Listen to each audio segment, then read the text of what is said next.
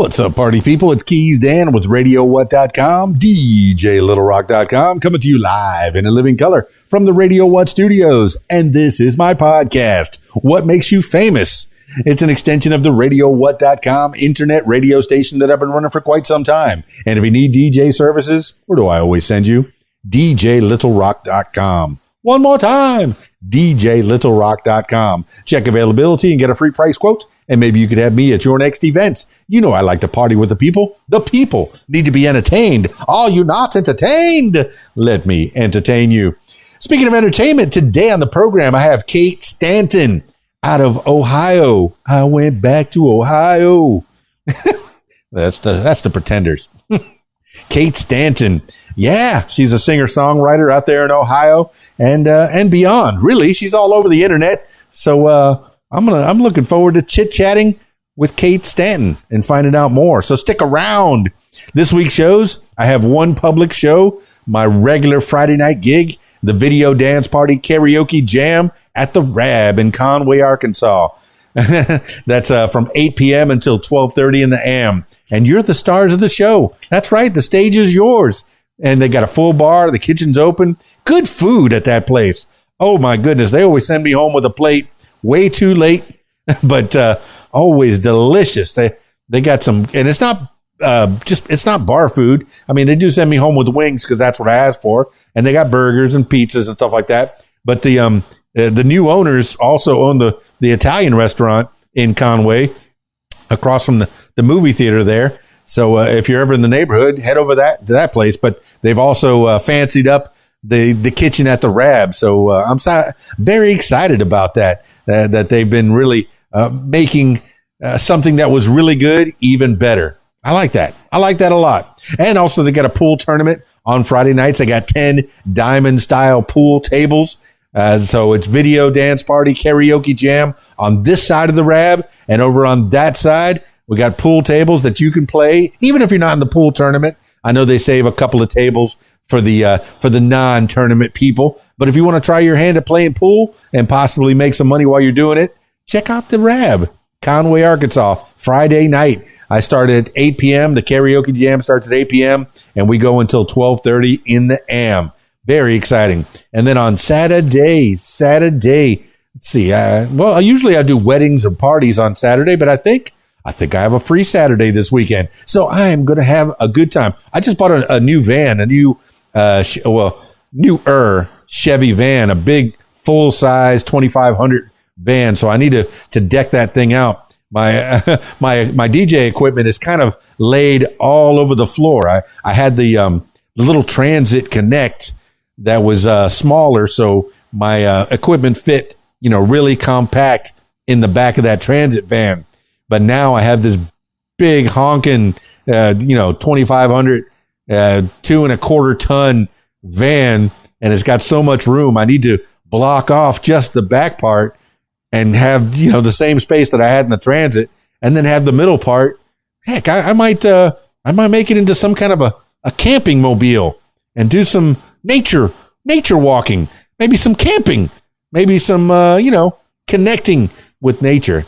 Yeah.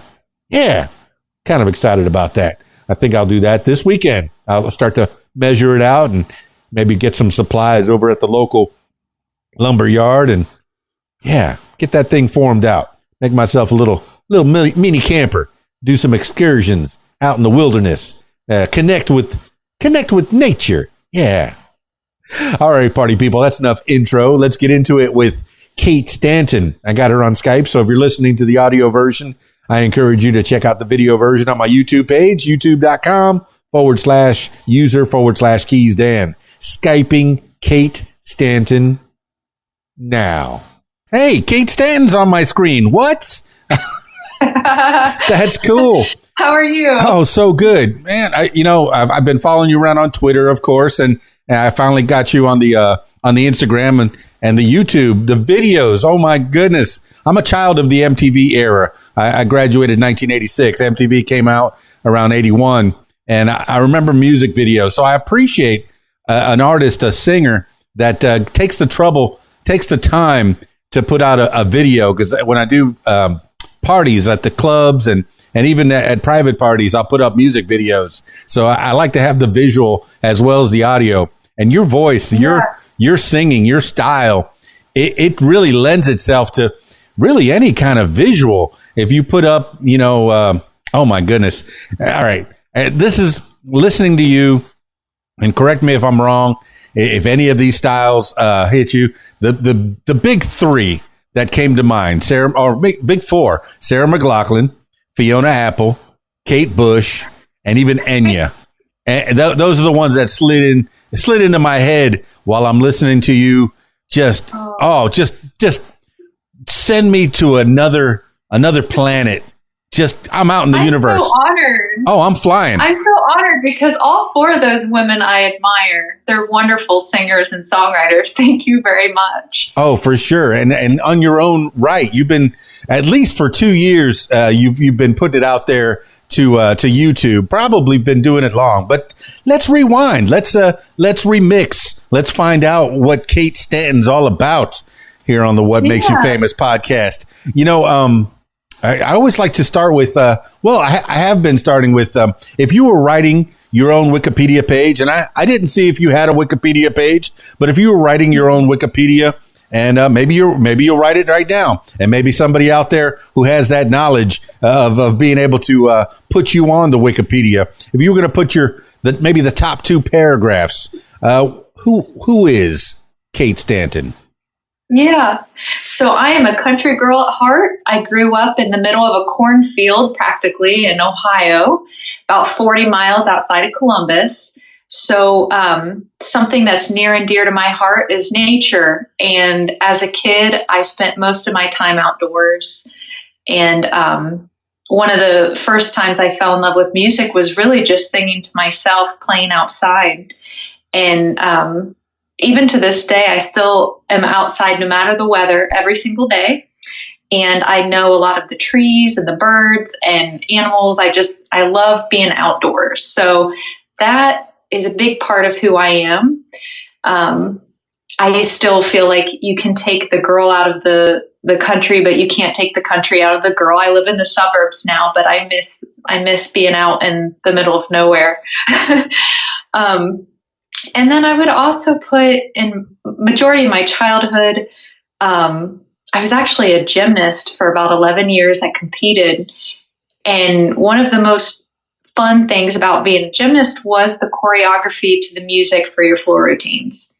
And that's when I really started getting into music and started writing my own songs and stuff, is when I started doing that about age 10 or so.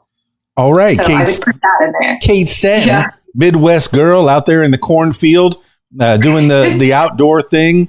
A lot of these kids today don't know how to play outside. They sit inside on their computer screens, and you got to get outdoors. You got to get some fresh air. I think it's starting. There's a trend that's starting. While you're having your morning cup of Joe or your morning juice, whatever, go out your front door, sniff nature. That's like your morning wake up call. So I appreciate that. And when you were talking about nature, I was kind of thinking of the Lorax speaking for the trees. That image popped into my head while you were talking about nature. But I grew up in Miami, the Florida Keys, but it really in the Everglades. And riding motorcycles and ATCs and even bicycles out in the nature. So I appreciate that. And I know it's got, do you get a lot of inspiration from just taking a walk? Yeah. I mean, especially like clear-minded, and being out in nature is inspiring. Being by yourself in nature is inspiring. And this sounds silly, but it's the truth. Some of my favorite singers are birds. Bird song. Yeah. Well, you get a little concert while you're out there for sure. I mean, do you spend time? Are you a bird watcher? Do you have the binoculars, and do you know certain types of birds by their calls and such? Do you? And my grandmother and I did that together, and I keep a pair of binoculars in my car. And then my workplace, I have double windows that are length of the building, so I have bird feeders out, and I know Ohio birds, but I learned a lot about Florida birds last week. I had a good time, like on vacation, enjoying all the Florida birds too. So yeah, I was trying to figure out where you are and where you're from, and I finally figured out that you're from Ohio. But yeah, if you're perusing your Instagram, more recently, you took a trip to Florida. Not really close to my stomping grounds. You were in like the northern part of Florida. Whereabouts did you end up? My family rents a house in Port St. Joe. It's like a sleepy fisherman's town, and the port is lovely. Lots of boats coming in and out of there. I like to watch the boats come in out of the dock. Like there's this forklift that lifts these boats up and puts them 4 high in this huge building. And it was fun just bird watching there with my family, So you're saying you watched the beaches are beautiful there. You watched the ships come in and then you watched them go away again? Did you get the reference? Yes. Yeah. Okay. You were sitting on the dock of the bay. Sorry, cut out just a little bit. Okay, you were all right. I'll repeat it for you. You were watching the ships come in, yes, and then you watched them go away again. I did. You were sitting on the dock of the bay. Oh my goodness, Otis Redding. Of course. That's so funny. Okay, no, I do appreciate the ocean as well. I was just talking about salt water. The healing properties of salt water. One of the, I guess, the Dead Sea. People still go to the Dead Sea for the healing properties of salt water, but I do miss the ocean. I'm out here in the middle of the country. I'm in Arkansas now, in central Arkansas. So my world turned from blue to green. So I appreciate the corn and the corn mazes. I guess around Halloween, usually there's mazes that get dug out of the corn. Is that something that you did? Oh yeah. Oh yeah, they're fun too. You can. They have corn mazes and bonfires and things like that. But if you're in Arkansas, I love the Ozarks. I've been ziplining through there, and it's beautiful in the Ozarks. Beaver Lake was my favorite. You could see the bottom of the lake. It was so clear. All right. When I was a younger man, I was a firefighter in the Key Largo. So, but part of my training was going to Tampa and ziplining between 2 buildings. I can't remember which buildings they were, but it was so cool. Just I felt like Batman going through. You say you zip line in the Ozarks. Is there a place to go? Is that something you do often still? I've only gone once. It was a couple years ago, and it was called, I went to see that church that is in the middle of the forest that Frank Lloyd Wright helped model, and I can't remember what the company's name is, but it was called Ziplining in the Ozarks.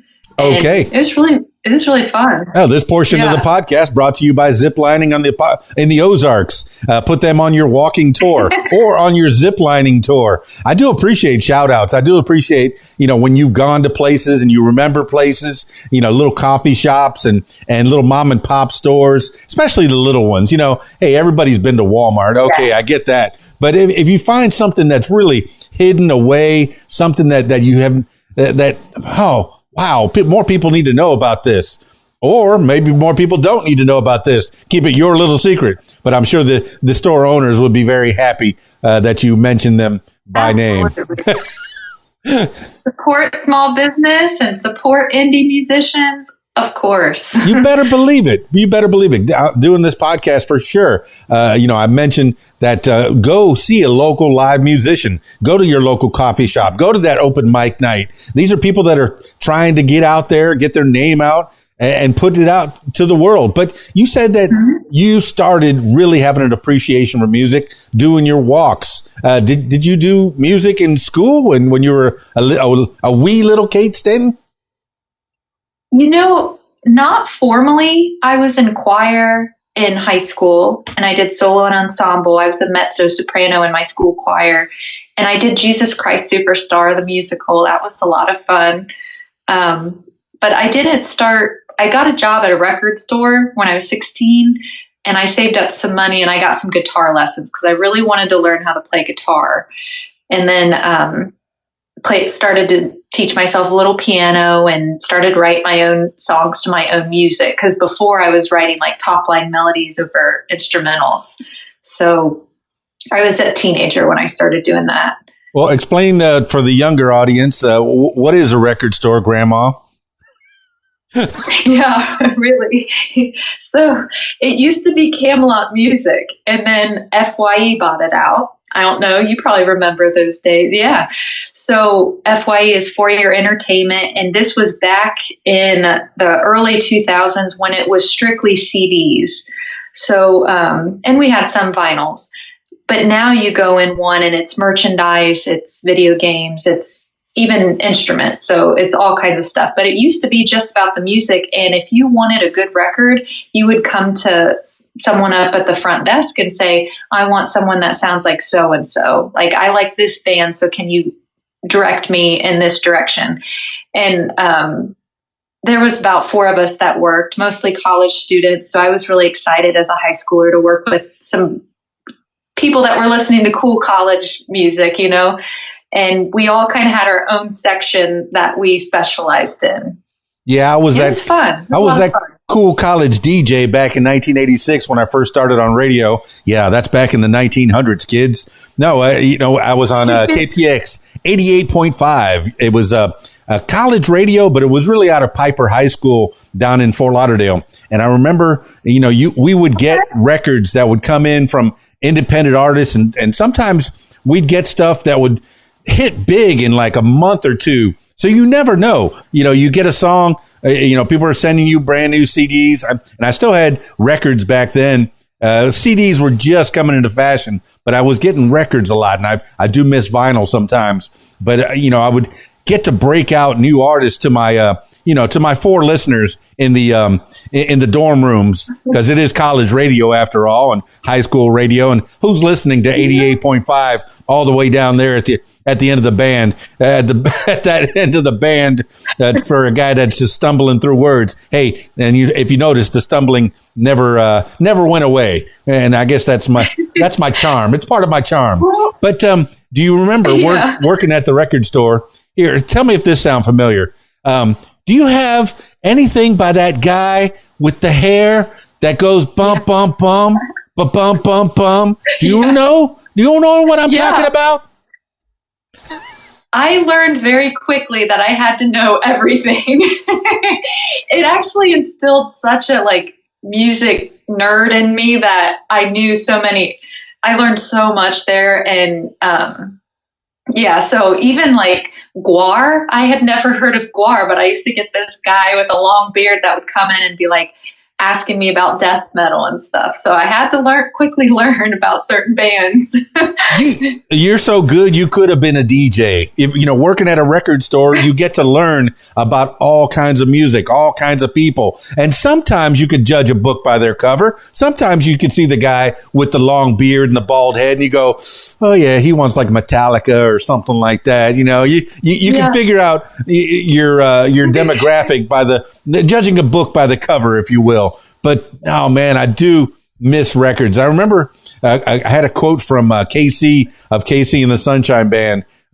He said when he worked at TK Records, they would often come up with that question, do you have the record by that guy? Which is why all of his songs are very repetitive.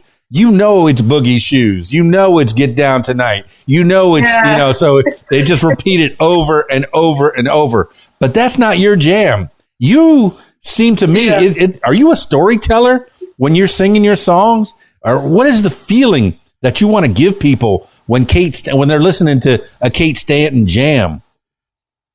Yeah, definitely hope. And one of my dreams is that my music soothes others and makes them feel better about everyday life and about things that people have to go through. I feel really good when I get messages that my song, got them through something, because, sometimes my lyrics are about certain things I've gone through or certain things I've seen others I love go through. And I think music is very healing in that way. Oh, and I would have to agree. Music has a power. It's a superpower. You give people, All right, if they've got off their couch to go see a Kate Stanton show, you got to give them something that was worthwhile. And I think you are going to give them that. All right, I'm all right. For those that are listening to the audio version of this podcast, I encourage you to check out the video version because we're getting a little look into your world, into your studio. I know that some of the videos are live videos of you in one of your rooms in your house, I'm guessing, with a microphone set up, and you're in front of a keyboard and you just belt something out. It's not fully finished. It's not perfect, but maybe I might be projecting a little bit, but if I get an idea and I don't record it, either write it down or record it on audio, I'm going to lose it and I'll forget it and it's gone forever. Yes. Do you wake up in the middle of the night and go, I got to record this? Yes.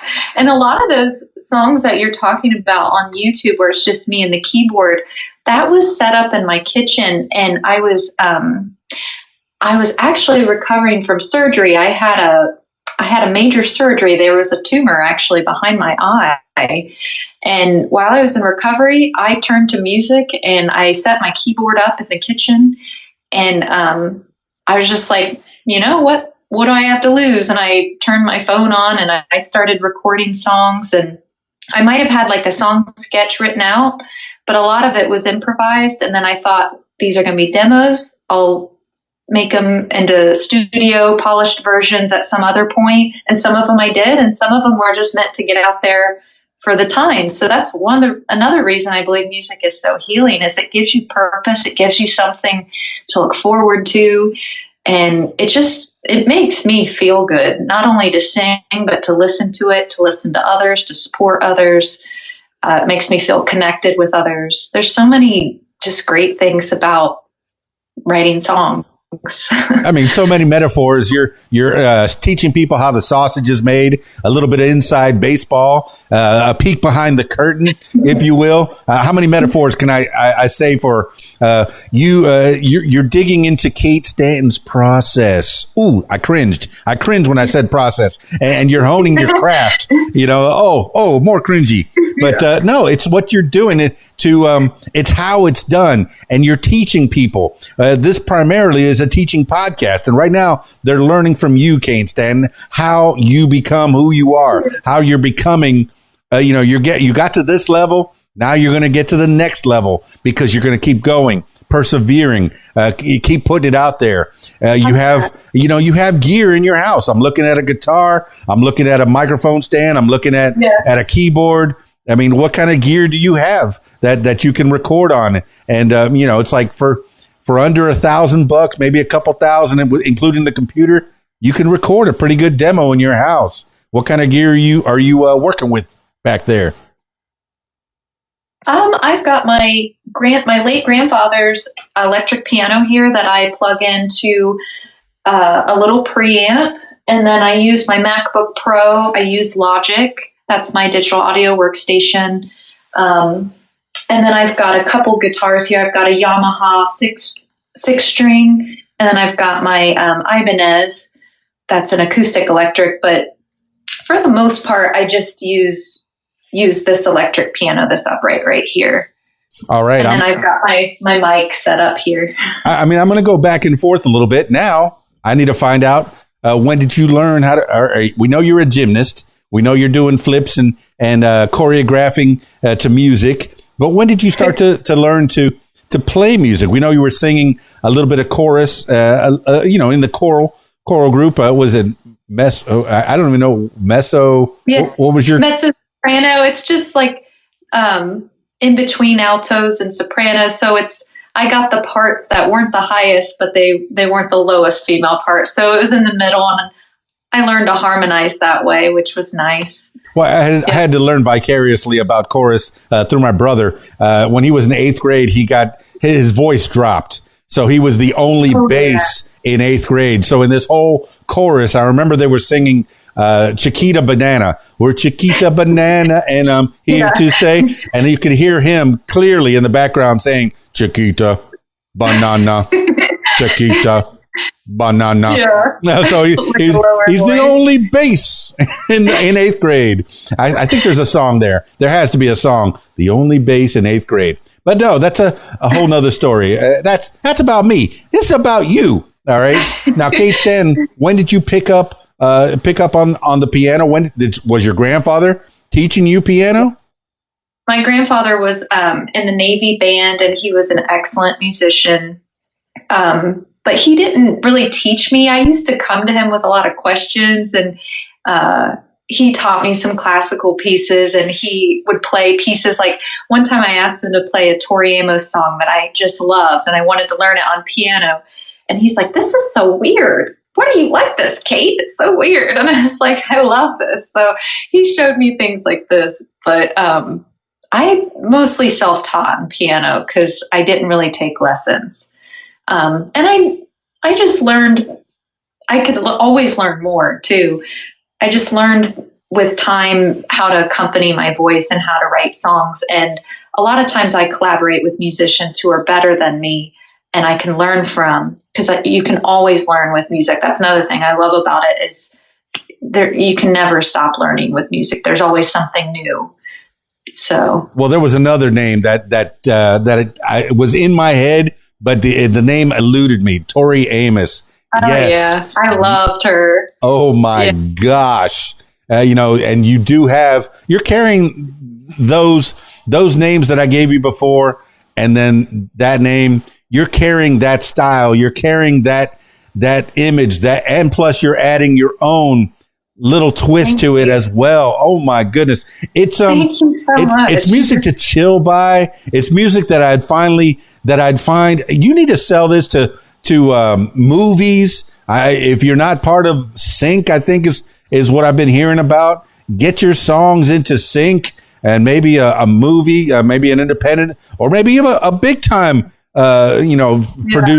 movie producer will say, I need to have a Kate Stanton song in my movie. Oh, that would be fantastic. Could you imagine going to one of those movies and you go, oh, that's Harrison Ford. Oh, look at that. And there's, hey, that's my song. Hey, that's my song that they're dancing to. You imagine, that would be so surreal. I feel like I don't know if I'd be pinching myself. Well, I mean, you've done another thing that artists do that hey, it's hit or miss. But if it hits, you'll be listening every year. You did a Christmas song, and I see that you collaborate. You work well with others. That's another fantastic trait of yours is, you're open to working with others. I don't know who 12 Below is or Nadine DeMicado or, but the Christmas Carol, you have Paul Lawrence Dunbar and Andy Lefebvre and you doing a Christmas Carol. And it's got a little visuals on there. Now, if those hit, hey, Mariah Carey could step aside, okay? She's not the only one that does Christmas music. But every year, hopefully you make a couple dollars. A lot of times artists will say, I don't do it for the money. But yes, you got to do it for the money because, you need to sustain yourself. You need to keep that roof over your head. Whenever somebody hands me a check for some gig that I do, I go, you gave me $1, 99 cents is going to go back into the business because I need a new microphone. I need new speakers. Right. I need a new keyboard. The strings on my guitar have broken. So, every penny you make, most of it will go back to the business. But tell me your experience. When you learn how to play from your grandpa, and tell me about your mom and dad. Were they appreciative of music? Did you get anything from them?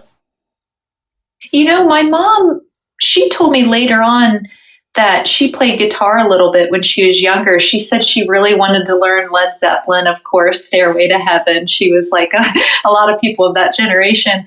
But she, and I come from a family of artists. My sister's a fine artist. She teaches oil painting. She's getting her master's in fine arts right now. She's a really good artist. And my brother's an artist, and my sister's a photographer. So I feel like I come from a family that encourages the arts a lot and expressing yourself. And I really am a big proponent for growth mindset. If you haven't been taught something, it's not a fixed thing. You can always learn and you can grow and that type of thing. So I I think most of the love of music is from my grandparents because my grandmother was a great singer. Had a beautiful voice. And I should mention this, but my mom's cousins were Wild Cherry. Play that funky music. They're from Ohio. That's one of my karaoke songs. Yes. Well, that's Parisi is, he's like the hometown hero there. That's my mom's cousin. So I grew up like, that's my family when it would come on and stuff. Yeah, it's fully in the blood for sure. And it seems like you got a lot of talent there. I listen to a lot of podcasts, and I just listened to one about Canalito and your sister. She is in the arts, and one of the controversies that around the time that he was doing it in the mid 1800s was that he was using a camera obscura to kind of put a technology, okay, and to put the image onto the canvas, and then he kind of painted by numbers, traced around it, and he got ridiculed for that. Now there's all kinds of technologies today that are helpful, these AIs that people are using to write stories, songs. I know that, what was it? Just heard a podcast with the widow of, I can't remember. Iggy Pop, maybe? Is Iggy Pop dead? Okay. Anyway, there's a widow. Oh, Lou Reed's widow. Oh, okay. Okay, I can't remember her name, but she's also an artist, and she's using AI to help her write songs, and she's fully for it, all for it. And she doesn't. I mean, at this point, she's in her 70s, so who cares? Once we get to a certain age, you just. Go ahead. She's seen so many generations. She sees that with every generation, there's going to be some kind of technological advancement. So why fight it? If you're an artist, you might as well. Like 12 Below and I have had this conversation before. We write our own music and we write the lyrics and stuff with our collaborations. But if you have something like a tool in your creative toolbox and it's AI, I mean, I don't see why, if the song calls for it and it's still your idea and the genesis of the song started with you as a human, I feel like, I think it's okay. Well, where do you get your inspiration? Is it cheating if a rapper pulls out a rhyming dictionary and just finds rhyming words and goes, yeah, that's what I'll do. I'm the best from the east to the west. I got the biggest mouth from the north to the south. And he got that from a rhyming dictionary. Yes, that was the worst rap in the whole wide world. Thank you very much. I can't rap. But I've never even tried. I'm like, I admire how some of them do it. But I was thinking when you were talking, Kanye West, I think he's brilliant. He's so creative, and he puts clips of other songs and loops them, and he uses it for the rhythm of the song, like diamonds are forever. The whole background is diamonds are forever. And then he just loops it and then he raps over it and it sounds great. So, I mean, I guess everybody has their opinion. Well, now you're going through the early days of hip hop. My goodness. One of my jobs as the DJ was to find the instrumental parts of the records and maybe have two of the same records. I would have two turntables and I would play the instrumental of this part and then the same instrumental on that part and then the same, crossfade. And then I'd have an MC that would rap over the top of it. And then when we started recording that stuff, it was called sampling for us, but it was called stealing for the singers and songwriters of the 50s and 60s that we were stealing those beats and rhythms from. It's it gets tricky, copyrights and somebody like yourself, you've gone through this trouble. You've worked so hard to put this music out there, and to have somebody come and take it without permission, that would be bad. Take it with permission. Now that's a whole nother story. Licensing and somebody asks you, hey, can I use this part of your song and then rap over that part of that song? Would you be open to that? Yeah. Yeah.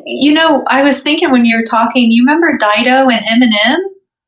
That thank you. I mean, That Yes. was a beautiful collaboration. Something like that. Yeah. I think he just, if I remember correctly, that was like early 2000s, and he just really fell in love with her voice, and he kind of put her on the map in the United States anyway. I don't know about the UK, but yeah. I mean, yeah, for sure. You know, that thank you song on its own is a great song. Again, you could definitely do a song like that. You have that feeling.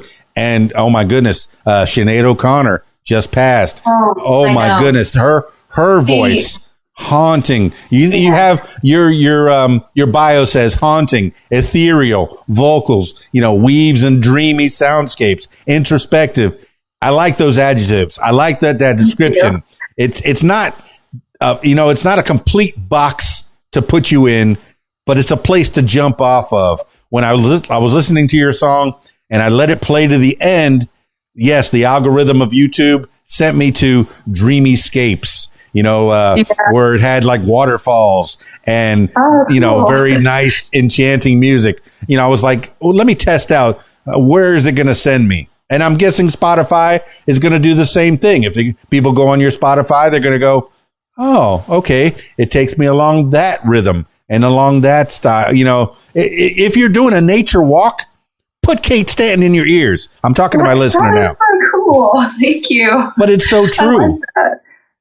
I like that a lot, because that's one of my hopes, is that it just eases someone's day, because life can get tough sometimes, and music is a great tool to get, that Picasso quote about the dust of everyday life, No, I don't.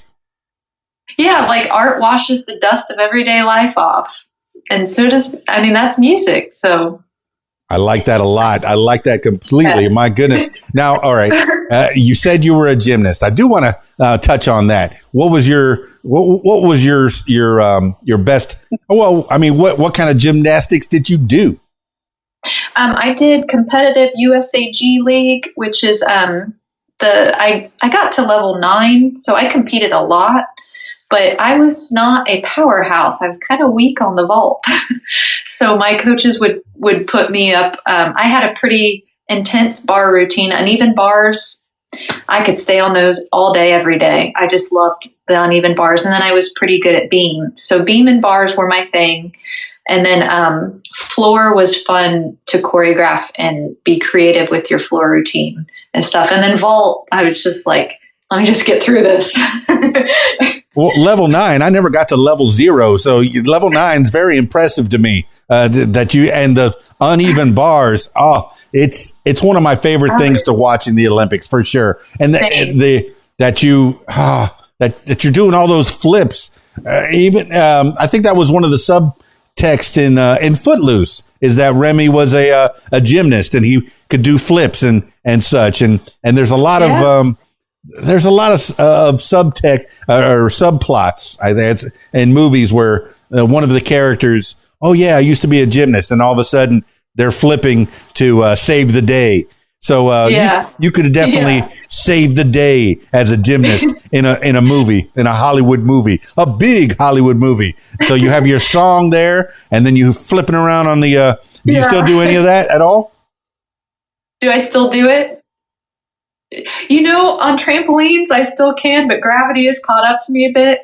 I was thinking, when you were talking about bars, though, I even miss the ritual of putting my grips on. Like, we used to, the girls and I would just stand around the chalk, and we'd wrap our grips on, and it was just fun. Like, I did it a long time, and I started at a young age, and the only bad part about that sport is the expiration date on a young girl is about when she hits her teens. If she's not going to go like Simone Biles or something crazy, she's amazing. No, but that goes into you working well with others. I know that it's primarily an individual sport, but you are part of a team, trying to make points, trying to get more points than the other ones. Yeah. And I don't. Yes, and don't get me started about that everybody gets a trophy. Not everybody gets a trophy, okay? Only the ones that try the hardest and make it the best, are the best. Yeah, that's me and that's me, my old man rant. But no, what do you? But you're standing around. You got your uniforms on. You're getting your powder on your hands for your good grip. You're saying do a good job. You're talking to your teammates.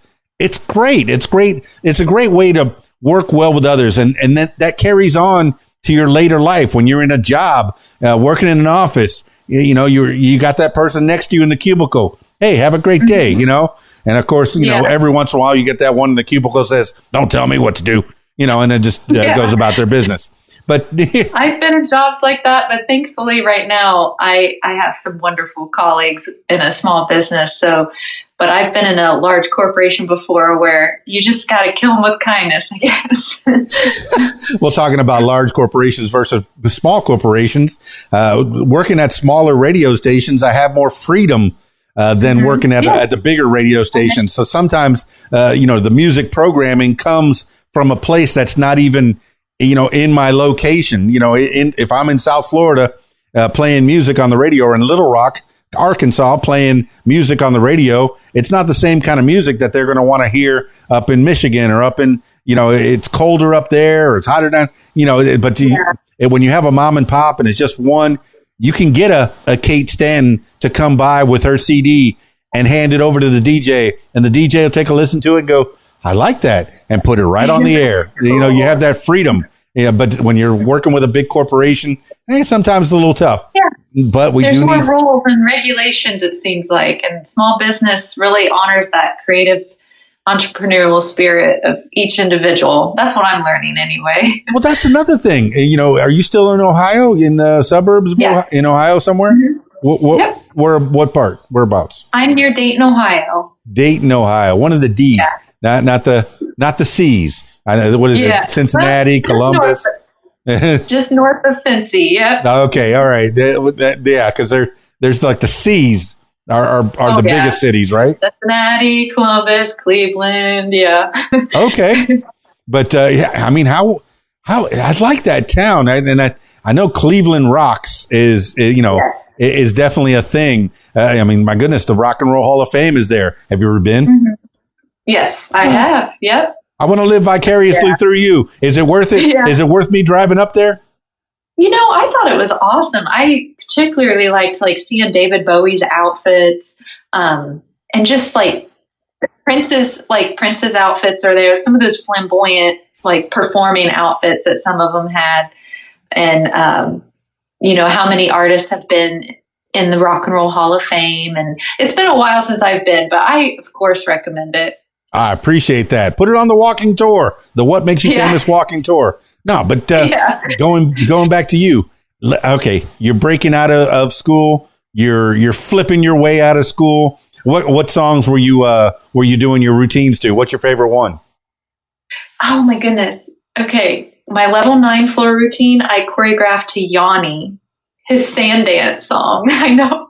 I was kind of into that kind of new agey stuff back then, but Yanni's sand dance is what I choreographed the level 9 routine music to. And then I also did John Williams' Jurassic Park, the ending credits. That was my level 8 floor routine music. I loved that. That was probably my favorite routine. I actually had another gymnast help me choreograph that one. She was a higher level than me, so it was a much better routine than the one I had done. And then I don't remember who wrote my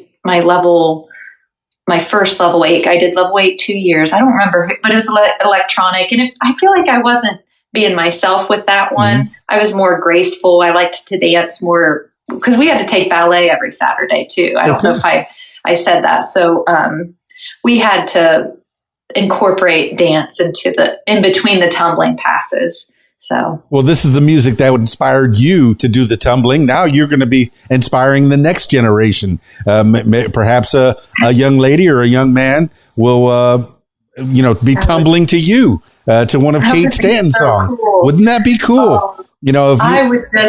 I would love that. That'd be so neat if a gymnast wanted to choreograph to a song I wrote, or even yoga and stuff. I've had friends that have asked me about that, and I haven't delved into that yet, but it's something I'm always open to. Well, because your songs, your CDs would be great.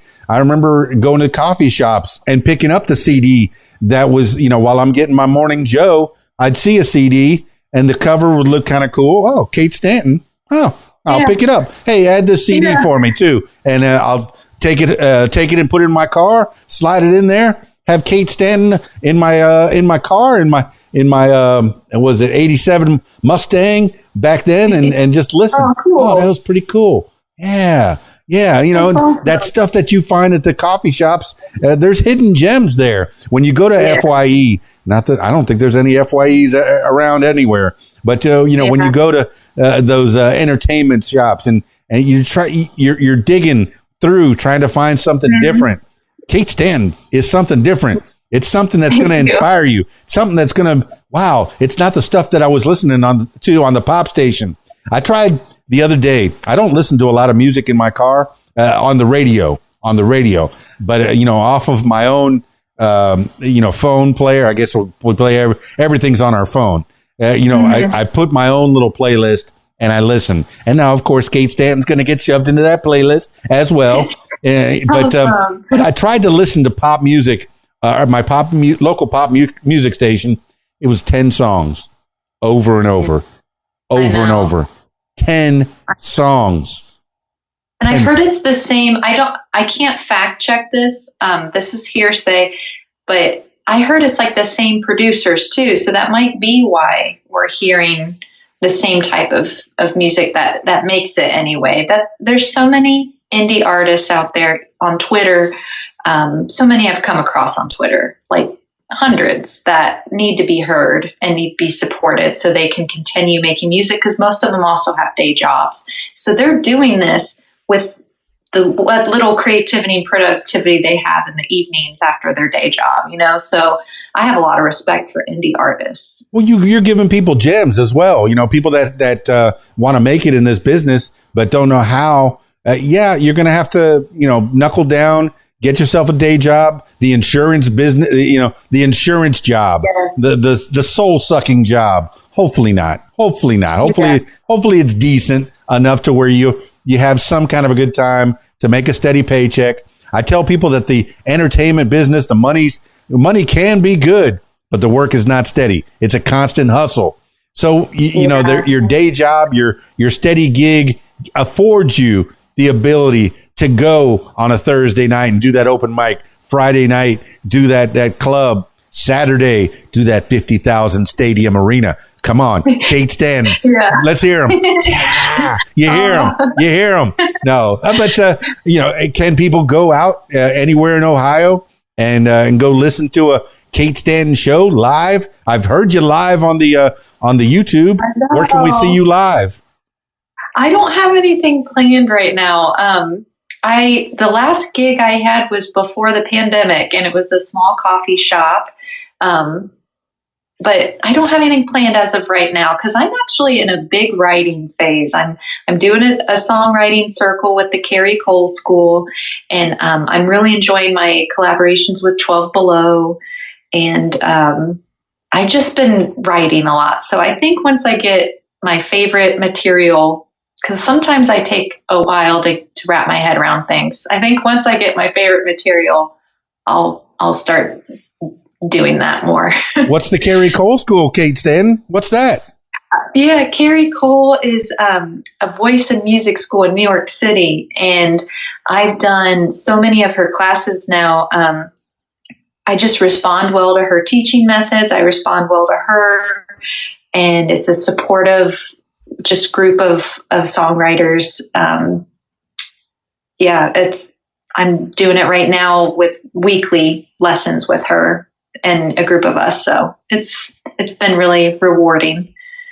That's pretty cool. So you're even further developing your voice, your talent through that. And is that, I guess it's online. You're not in New York, so it has to be something that you do online where you record yourself and they kind of critique it a little bit and tweak it.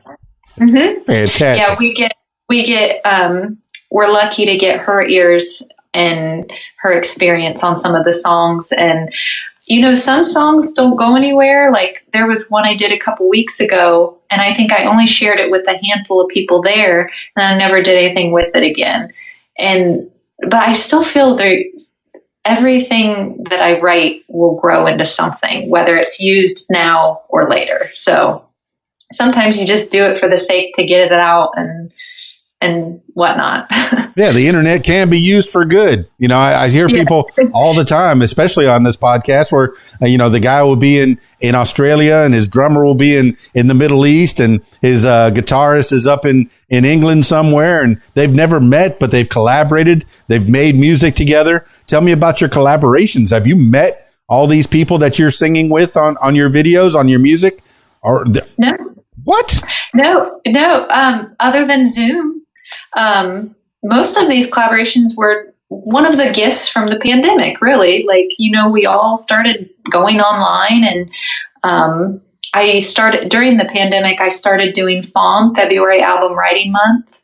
And I met a lot of the wonderful musicians I've collaborated with through that website. I highly recommend anyone who's wanting to collaborate with others or get lyrics or get other producers or stuff. That's a really nice community. And then Nadine is just a friend. She's in Germany.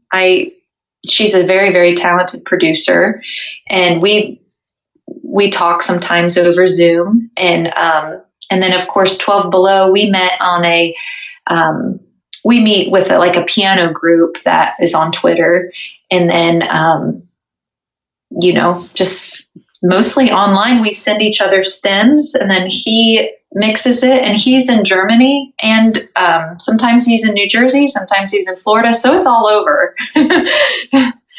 Yeah, I've heard that there's book writing like that, where they'll write a book a day or a story a day or something like that. And that's the challenge. I didn't realize that there was a February for music. Yeah. That's fantastic, where you'll sit down, write a song, whether it's a good song or a bad song. Who can be the judge? Write a song every day. Do it. A writer writes always. If you want to be a songwriter, you write a song. That's what you do.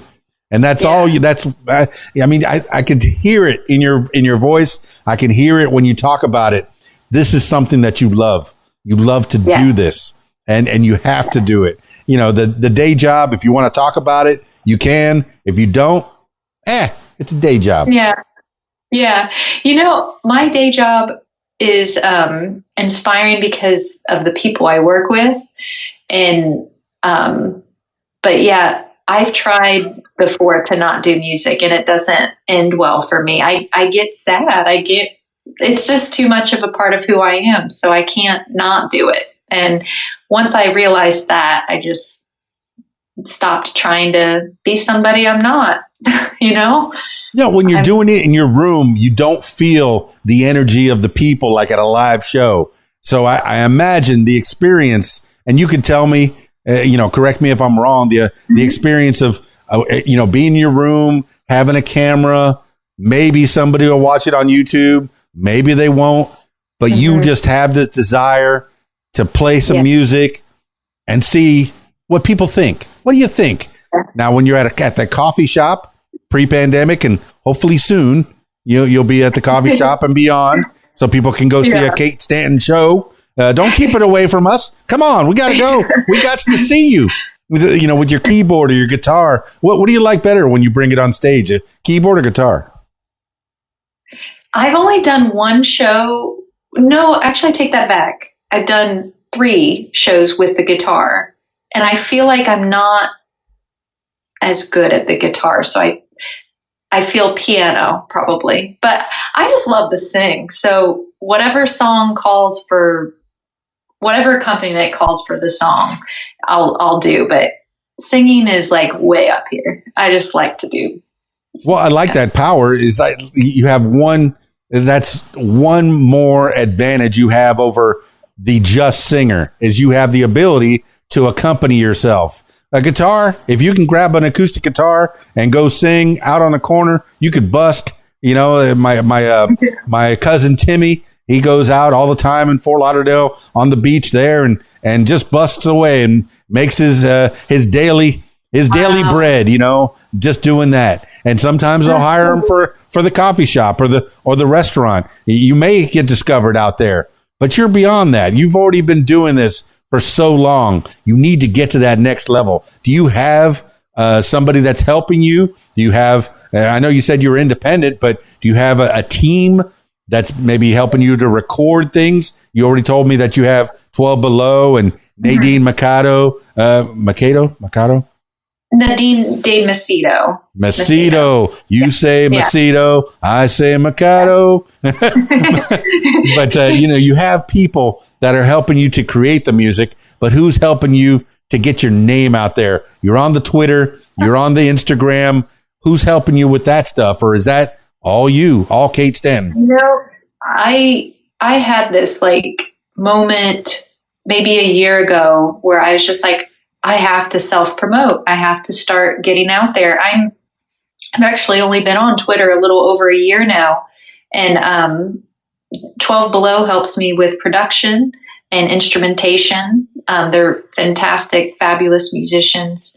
And the reason I'm signing up for Carrie Cole's school is because I learned so much from her and I really admire her. So those are pieces I have in place right now, but otherwise it's just me, and I'm just trying to figure it out as I go and hope that this is what I've always felt too, is I hope my music connects, even if it's a small group of people, and it's genuine, that's good for me, because I don't want to connect with a bunch of people and it only I really do want people to feel good when they hear my songs and less lonely, feel connected. Oh, that's happened to me too. Things like that. So I think if people listen along the way, they're kindred spirits, and I'm just going to keep following it until I feel like it's right. There's a lot to be said about that coffee shop show, that restaurant show, that club show, a nice intimate audience rather than that 50,000. Yes, you get the 50,000 and maybe that'll help you buy the house or the car that you need or get repairs for whatever. But that nice intimate, I could see you getting a lot more out of that. And the people that are experiencing that are sharing that with you, you're getting a lot from them. I often joke when I'm DJing at a party and I play a request for somebody, and I'll say, if I can just make one person happy, I'm a terrible DJ. I really am. A terrible, I need to make more people happy. There's a crowd of 300 here. At least, 200 of them need to be jamming, need to be on the dance floor, having a good time. And, but when you're doing, what is it you want to play? I know you're in your creative phase, and some people don't know when that artist, maybe when Taylor Swift put out that first album, she had her whole life until she was 20 to have that album, and then they expect in 2 years come up with the exact same type of album that hits just as good. Well, I had 18 years to make that album, and now I only have 2 to make the next album, and you want it just as good. It's a lot of pressure to put on somebody. And she's been really good at genre shifts too. I mean, she's switched from country to pop she's done a really good job with that. Well, so whether her record company liked it or not, I know. My daughter loves Taylor Swift, and I tell her quite frequently, I'm like, I like how she's grown as a person, and I like how she handles her business. Like, you better believe it. Yeah. She's got it going on. Well, I mean, you mentioned Prince briefly, where he left his record company. The only way he can leave it is to change his name to a symbol. I remember that. Absolutely. And Taylor Swift said, "Hey, I want to leave the company. Can I have my records?" No, you cannot have your records. All right, I'll re-record my records, and re-recorded them even better, because I imagine, just like you're developing your voice, and it's going to be that much better. The progression from 2 years ago or however long ago when you first started recording your music to now, it's just going to get better and better and better. Yes, I'm so excited. Yeah, I think every artist can look back at stuff they've done, and I hope. That's one thing is I hope they don't take down old stuff, because it shows people how you grow. I mean, it may be terrible to you when you look back, but it's you never know unless you start, and then it shows people where you came from. Well, okay, I got scolded. I'm an old man on Instagram, and if you look at my KeysDAN Instagram, there's over 30,000 posts out there. And, the kids, they are taking down a lot of their old posts and cleaning things up. It looks more professional if you do it that way. I don't know if I'm too lazy or I just want to leave it out there. And, I'm not ashamed of anything that I've done years ago, but I know that there's people that are still getting scolded for tweets that they did 10 years ago, 20 years ago. How long has Twitter been out? I don't know, 20 years now. And we grow as people. That's and you're right. Showing yourself as an artist growing. That's right. Yeah. And we shouldn't hold people's pasts. I don't like that. I'm not that guy anymore. Yeah. I mean, that's just grasping at straws to put someone down, I think. Yeah. Poor Justin Bieber. If I had a camera in my face from the time I was 16 to the time I was 22, I'd probably be in jail too. Cause I'd get frustrated with get that camera out of my face, man. Yeah. I'll tell you when I want a camera in my face. Now I'm good with the camera in my face. But when I turn this camera off.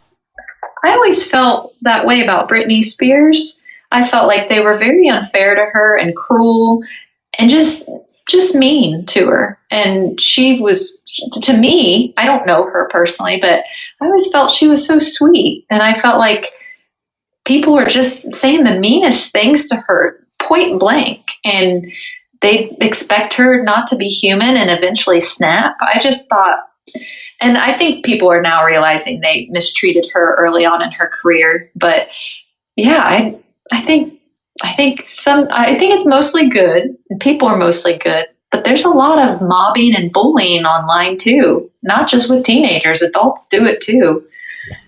Yeah, I love Britney, and I think I might be too old to love Britney, but I still do. Everybody should love Britney. the radio station, they used to make fun of me down in Miami, so I built a KeysDAN's House of Britney page on their website, and I think it's still out there. So I have a House of Britney, because every time I played Britney Spears on the station, they go, "Oh, there he is again playing that Britney." Yeah. I said, come on. I play other things too. I just, I like all these kids. It was the 90s. It was the early 2000s. Come on. I know. I liked Britney too. And she was genuine, and she was all Southern sweetness. I always liked her. She's a good follow on Instagram. The crazier Britney gets, the better Britney gets.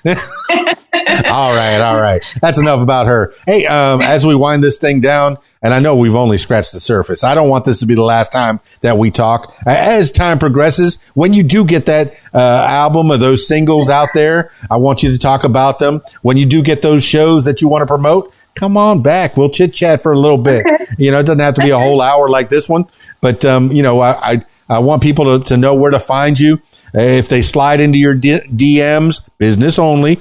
What are you open to collaborating? Movies. We talked about movies, Christmas collaborations. What are you open to? I'd be open to researching more about the sync deals and the movies. Collaboration wise, I'm finishing up a big project with 12 Below, and I'm working on the songwriting process with the Carrie Cole School. So I am not collaborating actively right now, but I think it would be really cool if it was up for a movie or sound of some kind of soundtrack. Even video games would be cool.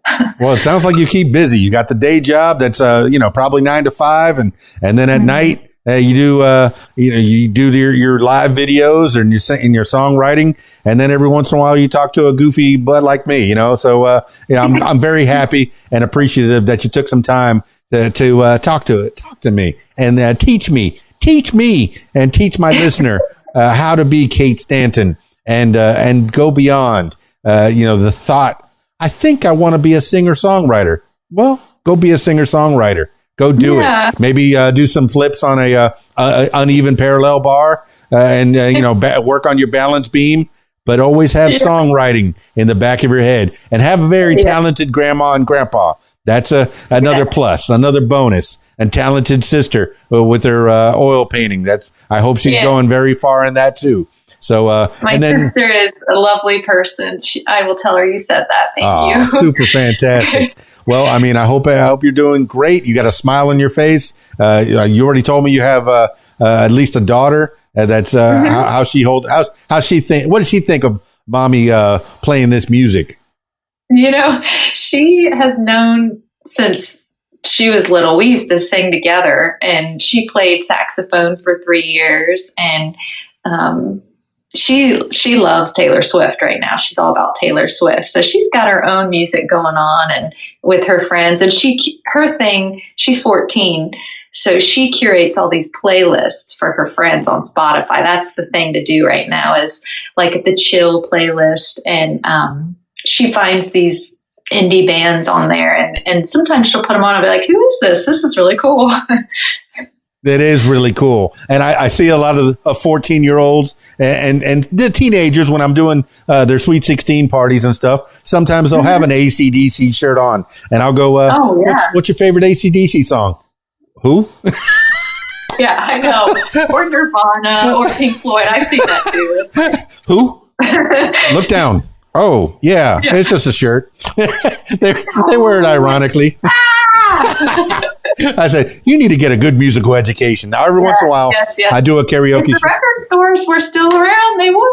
Oh, man. I'm watching a documentary on Prime now. It's called Video Massacre. And now, they went to like a Blockbuster in 2012 that just before it closed down. And then like a month later, it closed and it was bare. The movies, the independent films, even the independent music, if they don't have stores that maybe you can go around Ohio and find one of the mom and pop stores and say, or a coffee shop and say, can I put this CD on your counter? And maybe give them a cut or whatever, make some kind of a deal with them. And most of the time they're pretty happy to put your music there. And without the FYEs, I know that was a big corporation, but without the little record stores, you were losing all that independent stuff. You think there's some really neat mom and pop like vinyl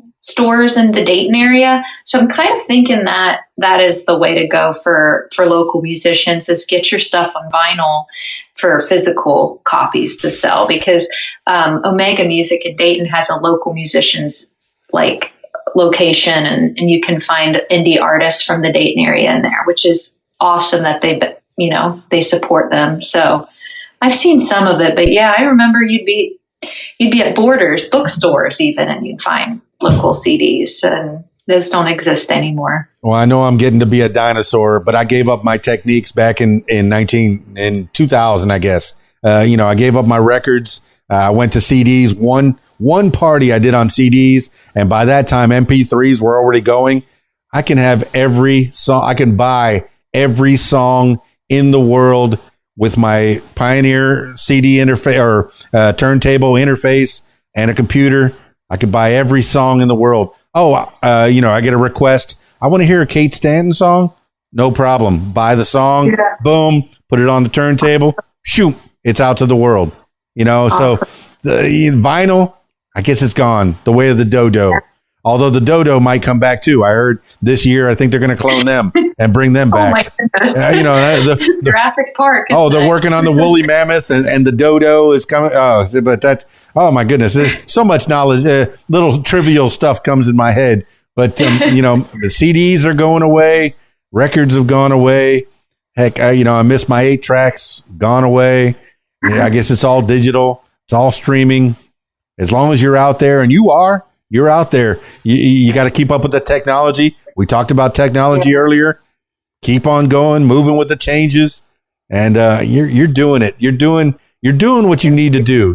The Kate Stanton brand is getting strong, and I guess it's Kate Stanton or Kate Stanton Sing, or Kate Stanton Sings. Some of it. I need to. Yeah, I know. We need to come up with one brand. I couldn't add the S or something. Yeah. Yeah. I got the YouTube. Too many characters. The YouTube's got the S. The Instagram has no S. The Twitter has no S. And the link tree is Kate Stanton. So I have all those links, and I'll put them out there in the show notes. Thank you. Any shout outs you want to give as we wind this thing down? I really appreciate your time. I've had a really fun time, chatting it up about music with you. Thank you so much for having me on. And 12 Below and I have a new song coming out tomorrow. So if you're on Spotify, I'd love for you to stream it and support local indie musicians. What's the name of the song? Add You to the List. Add You to the List. What's it about? Yeah. This one is about, this is this ghost and angel cycle that we've been working on. And this is the ghost of just kind of resentment and getting it out there. Like, I'm going to add you to the list, but it's got a positive spin to it. So it's not all bad. Going along that Christmas Carol thing where the ghost of Christmas past and the ghost of Christmas present. All right. Yeah. You know what? I've actually quoted Dickens a lot with the ghost songs. So I love that you just made that. Thank you. Yay! I'm Dickensian. I do appreciate it. Please, sir, I ask for more, Kate Stanton. Yeah. Please, more. All right. I always like to finish these things with last words for the people. This could be words to live by, maybe something you heard a long time ago, maybe a mantra that you wake up with every morning, or just whatever pops into your head at this moment in time. Kate Stanton, give the last words for the people. If you're feeling any fear, do it anyway. Whatever pops in your head that you feel like your heart and you should be doing, just do it anyway. That would be my advice. Well, there you have it, party people. Kate Stanton. What a nice lady. And just so inspired by the music, inspired by nature, inspired by her walks in the wilderness, inspired by the ocean, inspired by water, inspired by the boats coming in and out. And, just, oh my goodness, inspiration. It comes from everywhere, but I appreciate that inspiration comes from nature and birds, the original singers of this earth. These are the people have been trying to emulate birds for since they got vocal cords, I guess. So I appreciate that the nature. I'm going to go ahead and get out in nature right now. I think I'm going to go take a look at the moon and the stars and such. I'm out here in the country now. So I appreciate that I don't have a lot of city lights. I miss the city sometimes. I miss being close to things that I could buy, but I like being able to walk outside and heck, some of my acreage is forest and there's little deers out there in the forest. So I see nature all the time. There's bunny rabbits and oh my goodness, that lately there's been turtles crossing the street. So between the turtles and the deers, I gotta make sure I drive a little extra carefully so I don't hit a little baby deer or a little baby turtle or a little baby bunny rabbit. So I got nature right outside my front door. I appreciate that. And Kate Stanton, cornfields. I like that. Corn mazes. She's a country girl living in the suburbs. Still country girl at heart. I appreciate that so much. I mean, and it shows in your songs. Your songs are so, oh my goodness. It's music to chill by. It's music it changes your mood. If you're feeling blue, if you're feeling, like you've had a hard day at work, throw a Kate Stanton song on and just relax. Have a nice cup of tea. Make you feel good. Thank you, Kate Stanton, for being on the What Makes You Famous podcast. That's it for this edition of What Makes You Famous. Now, I'm turning my attention to you, my loyal listener. If you would like to tell your story, I encourage you to give me a call, 501-470-6386, or email keysdan@aol.com. That's it for me. It's KeysDAN, RadioWhat.com, DJLittleRock.com. Peace. I'm out of here.